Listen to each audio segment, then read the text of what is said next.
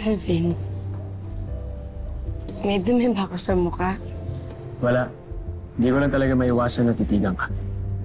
Ang ganda-ganda mo, Vanessa.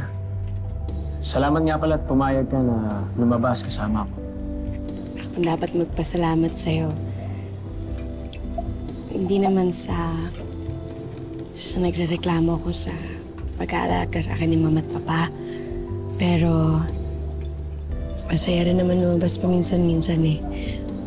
Magkaroon ng normal na buhay. Kasama ng isang kaibigan. Kung gano'n pala, mas dapat natin dalasan ito, no?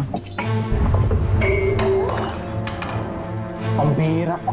Bakit mo kasi yan ipapatong? Sorry po, sir. Gusto mo bang mawalan ng trabaho? Ano po, sir? Calvin, ayos lang. Kuya, pwede bang lumipat na lang kami ng lamesa? Sige po, ma'am. Lilipat po na kayo, ma'am. Pasalamat ka. Ayaw kong masira ang gabi namin ni Vanessa. Oh, linisin mo na to. Sige po, sir. Sandali lang tumatawag si Papa, ha? Okay lang.